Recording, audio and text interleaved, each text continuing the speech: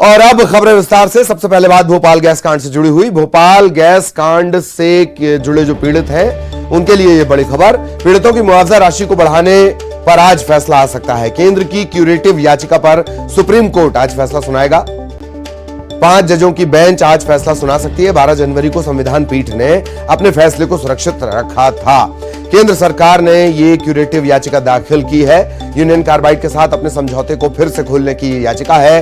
Gas पीड़ितों को 7,400 करोड़ के अतिरिक्त मुआवजे के लिए ये याचिका है।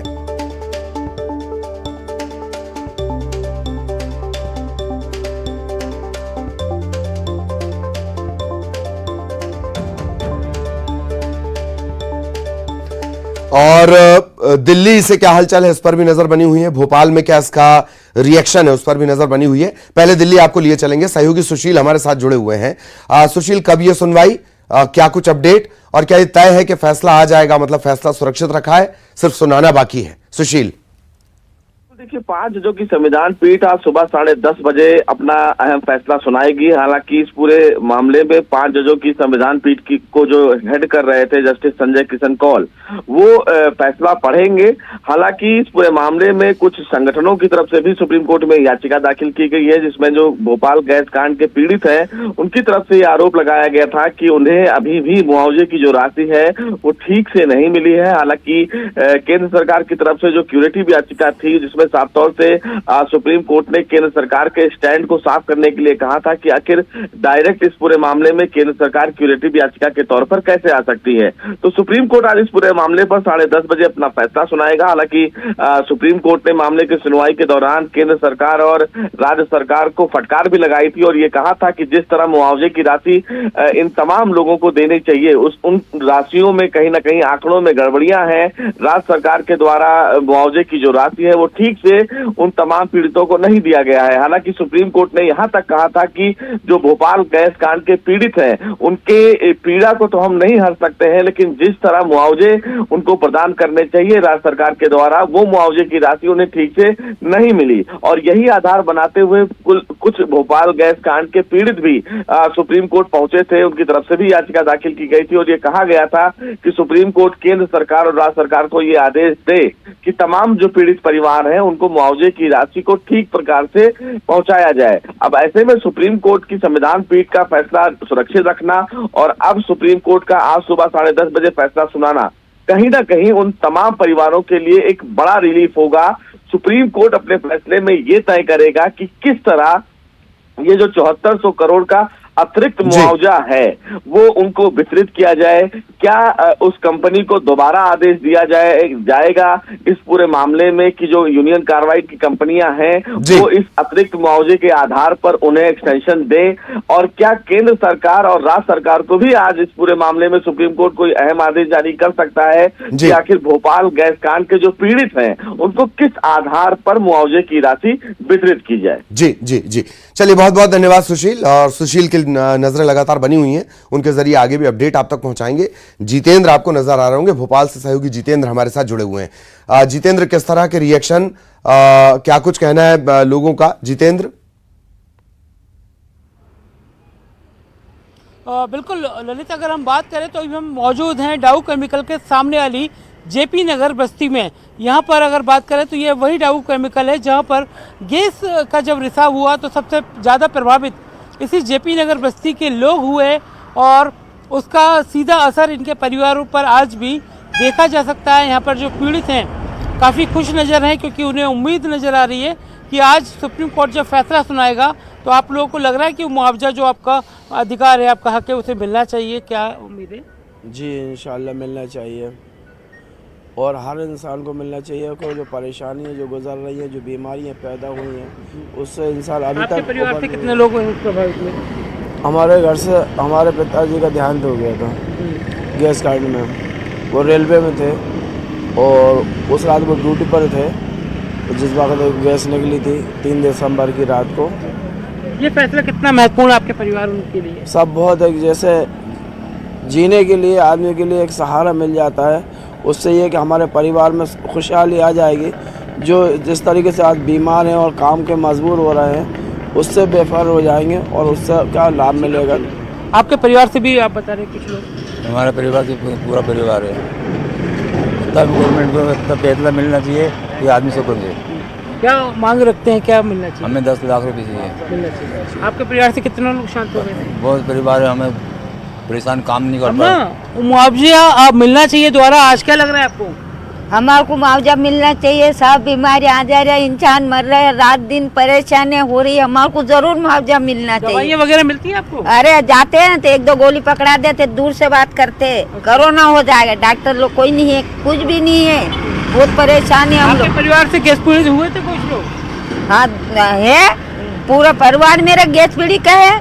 लड़के हैं, 2 लड़कियां हैं, एक का तो लड़का पागल की तरह है, कमा खाने। बिल्कुल ललित, अगर बात करें तो ये जेपी नगर बस्ती वही है। हालांकि स्मारक एक बना दिया गया है यहाँ पर डाउ केमिकल के जो हादसे के शिकार हुए थे उन लोगों के लिए याद में लोग यहाँ जमा होते हैं। इस जगह बरसी मनाई जाती है जब उसके बाद मगर उसके बाद भूल जाते हैं कि आखिरकार इनका भी कोई रहनुमा है। मगर आज बहुत बड़ी ये उम्मीद है केंद्र सरकार की तरफ देख रहे हैं, क्योंकि क्यूरेटिव याचिका से इन्हें उम्मीद है कि इन्हें उचित मुआवजा मिल पाएगा, जो काफ़ी लंबे समय से एक दरकार थी इन लोगों की। हमेशा मुआवजा की मांग की लड़ाई करते हैं। तकरीबन 5 लाख से ज़्यादा ऐसे लोग हैं प्रभावित हैं जो गैस पीड़ित हैं, और उम्मीद इन्हें जताई जाती है। पूरी जेपी नगर बस्ती है, ये बिल्कुल डाउ केमिकल के ठीक सामने की बस्ती है, जो आज भी यहाँ पर रहने पर मजबूर है, यहाँ पर पानी पीने को मजबूर है। कई तरह के सर्वे हुए मगर आज भी इन लोगों को उचित मुआवजा नहीं मिला है, मगर काफ़ी राहत इन्हें मिल रही है। गैस पीड़ित खुद हैं, तो आप देख सकते हैं यहाँ के बच्चे, युवा पीढ़ी भी आज इस तरह से दिव्यांग हो चुके हैं। ललित जी जी, आप जो तस्वीरें दिखा रहे थे जितेंद्र, हम चाहेंगे कि एक बार फिर वो तस्वीरें आप दिखाएं। हमने देखा सबसे ज्यादा पीड़ित जो बस्ती है उसमें इस वक्त जितेंद्र खड़े हुए हैं। हर बार इसी तरह एक फैसला और एक फैसले से उम्मीद जागती है, लेकिन सबसे बड़ी बात जो सुशील ने कही थी, क्या वो आप लोगों ने सुनी? डिस्ट्रीब्यूशन के तरीके से भी अदालत खुश नहीं है, क्योंकि मुआवजा आ रहा है, डिस्ट्रीब्यूशन का तरीका कैसा है उसे लेकर भी अदालत कह रही है। क्यों इन बस्तियों के हालात नहीं सुधरते? जितेंद्र, बस्ती दिखाइए जरा। बिल्कुल, ये जेपी नगर है जो सबसे पहले प्रभावित हुई थी ललित, क्योंकि गैस का सीधा रिसाव इस जगह हुआ। ये बस्ती आज भी ऐसे ही वीरान है, हर घर में एक मरीज है, हर घर में एक गैस पीड़ित है। अगर बात करें तो उसे उचित मुआवजा नहीं मिला है, दरकार नहीं मिली है, क्योंकि दवाइयों के लिए दर दर भटकते हैं। सरकारें आई हैं गई हैं, मगर गैस पीड़ितों के दर्द पर भरम किसी भी सरकार ने नहीं लगाया। मगर ये उम्मीद जताई जा रही है कि अब इन्हें राहत मिलेगी, और कहीं ना कहीं एक केंद्र सरकार की तरफ ये उम्मीद भरी नज़र से देख रहे हैं। ये वही बस्ती है जो आज भी हर घर में आपको एक बीमार मिल जाएगा। एक युवा पीढ़ी आज जो है दिव्यांग हो चुकी है, क्योंकि वो सही से सोच नहीं सकते, बात नहीं कर सकते, चल नहीं सकते हैं। गैस का असर आज भी उन नौजवान पीढ़ी पर साफ नजर आ सकता है। हम हमेशा जब यहाँ कवर करने पहुँचते हैं खबर के हिसाब से, तो हर घर में पीड़ित हालत बहुत दयनीय है। यहाँ पर एक अस्पताल है मगर दवाइयाँ नहीं हैं, तो कह सकते हैं कि काफ़ी राहत भरी उम्मीद है। अगर इन्हें दोबारा मुआवजा मिलता है तो शायद इनका भविष्य एक बार सुधर जाए, मगर इलाज इन्हें आज भी दरकार है। अब उम्मीद जताई जा रही है कि इस फैसले से कहीं ना कहीं राहत मिलेगी। तो ललित, ये तमाम और भी बहुत से लोग हैं, क्योंकि अभी सुबह का वक्त है, काफ़ी लोग मजदूरी पे निकल गए। क्या आपको मुआवजा मिला था उस समय? नहीं मिला। अब उम्मीद लग रही मुआवजा मिलेगा? नहीं मिलेगा। अभी आज फैसला आने वाला है आज, तो हालांकि ये तमाम लोग हैं, कुछ लोगों तो जानकारी ही नहीं है ललित कि इतना बड़ा फैसला उनके हक में आने वाला है आज। बिल्कुल बिल्कुल, आप इनसे बातचीत कर सकते हैं जितेंद्र, आगे हम उस बातचीत को दिखाएंगे। फिलहाल आपका बहुत बहुत शुक्रिया। जितेंद्र सीधे ग्राउंड जीरो से आपको तस्वीरें दिखा रहे थे। अदालतों के फैसले और जमीन की तस्वीर बदलने में इतना बड़ा विरोधाभास है, इसी की बात तो अदालत ने कही है। अशोकनगर का रुख करेंगे। अशोकनगर से इस वक्त की बड़ी खबर, न्यूज 18 की खबर का हुआ है बड़ा असर। सीएमएचओ साहब पर गिरी है गाज। सीएमएचओ नीरज छारी का भोपाल ट्रांसफर किया गया है। नृत्यांगनाओं का इन्होंने एचआईवी टेस्ट कराया था। करीला धाम मेले के दौरान यह टेस्ट हुआ था। इसे लेकर न्यूज 18 ने प्रमुखता से खबर दिखाई, और फिर सीएमएचओ का ट्रांसफर भोपाल हुआ है।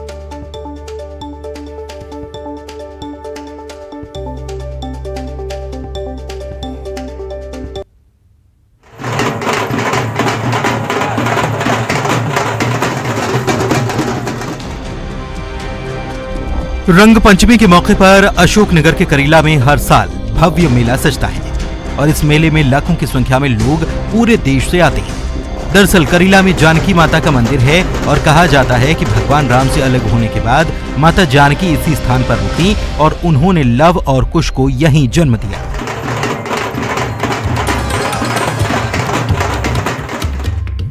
इसीलिए इस स्थान को लेकर लोगों की आस्था है। लोग यहाँ मन्नत मांगते हैं और पूरी होने पर बधाई स्वरूप बुंदेलखंडी प्रसिद्ध नृत्य राई का आयोजन कराते हैं। लेकिन इस बार आयोजन में जिला प्रशासन ने राई लोक नृत्य की नृत्यांगनाओं का HIV टेस्ट कराने का फैसला लिया। इस पर बवाल मच गया। राष्ट्रीय महिला आयोग ने इस मामले पर संज्ञान लिया और जिला प्रशासन से जवाब मांगा। जानकारी लगी है कि जो नृत्यांगना आ रही है उनकी HIV जांच भी की गई है, तो कितनी महिलाओं की ऐसे HIV जांच की गई? अच्छा, अभी हमने करीब 10 महिलाओं की HIV और हेपेटाइटिस B की टेस्ट किया है। ऐतिहासिक तौर पे हमें जरूरी लगा कि कभी श्रद्धालु आते हैं, नर्तकियाँ हैं, तो किसी के नेचर और उसके बारे में नहीं कहा जा सकता, लेकिन ऐसा करना चाहिए, जो हमने किया। तो कितना टारगेट है, कितनी नृत्यांगनाओं की जाँच की जाएगी और किस उद्देश्य से ये जाँच की जा रही है? जांच का उद्देश्य यही है कि नृत्यांगना हैं वो लोग और बाहर से श्रद्धालु आते हैं। अगर मान लो बाई कैरेक्टर, अब मैं किसी पर कह नहीं सकता हूँ उसके लिए, क्योंकि वो भी हो सकता है अच्छे परिवार से हों, से नृत्य करते हों, लेकिन फिर भी हम जांच कर रहे हैं कि जिससे कभी भी आपस में कोई बॉन्डिंग हो तो इस तरह का एक दूसरे को बीमारी ना दी जा पाए।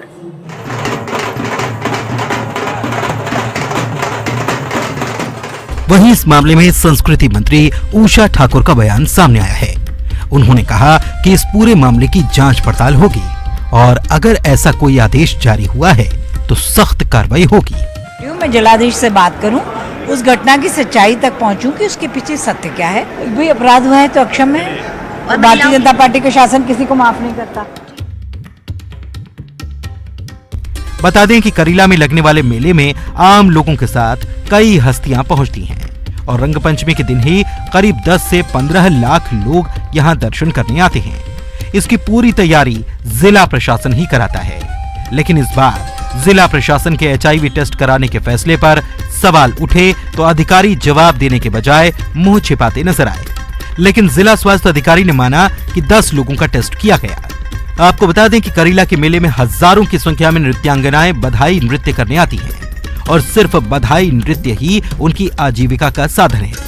हालांकि प्रशासन के डर से HIV जांच का विरोध तो किसी ने नहीं किया, लेकिन कहीं न कहीं इस प्रकार के प्रशासकीय कदम से उनके मान को ठेस जरूर पहुंची।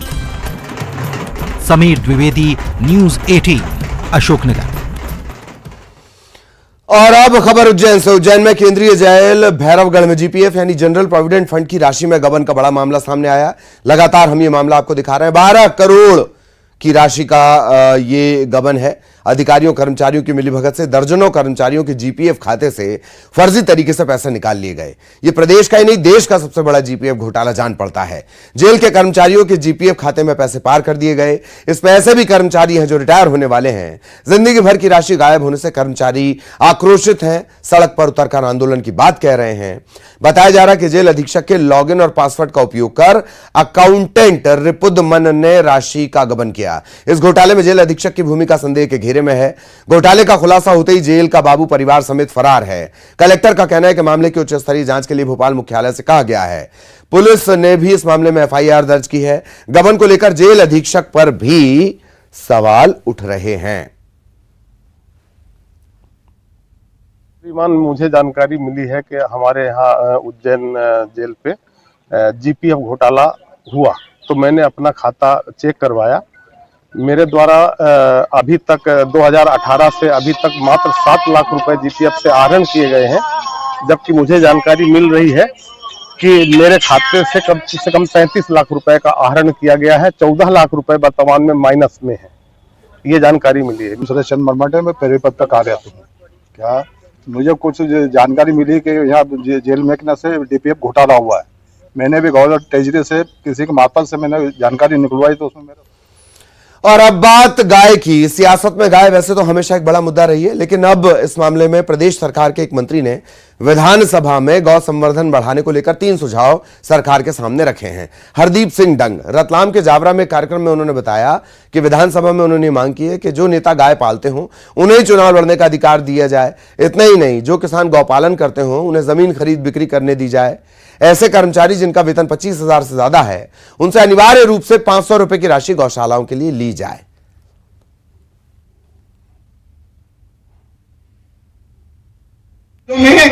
कि जितने भी नेता मेरे जैसे हैं, चाहे वो विधायक हो, सांसद हो, चाहे वो पार्षद हो, चाहे पंच हो, जनपद का लड़ता हो चुनाव या सरपंच हो, जो नेता, जो जनप्रतिनिधि गौ माता पाले, उसे ही चुनाव लड़ने का अधिकार हो, नहीं तो उसका फार्म रिजेक्ट कर दिया जाए।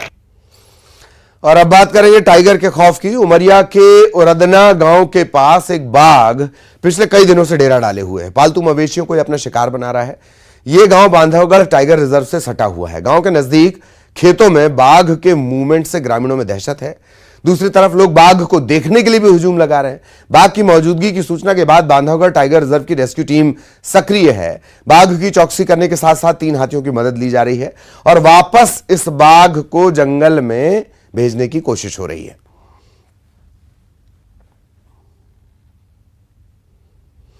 बलरामपुर से खबर, बाघ के आने से लोगों में दहशत है। बाघ ने अब तक 3 मवेशियों का शिकार कर लिया है। बलरामपुर वन परिक्षेत्र में बाघ घूम रहा है। ग्रामीण इलाकों के पास ये बाघ पहुंच गया है। सबसे बड़ी चिंता की बात यह, वन विभाग ने एहतियातन लोगों को सतर्क कर दिया है।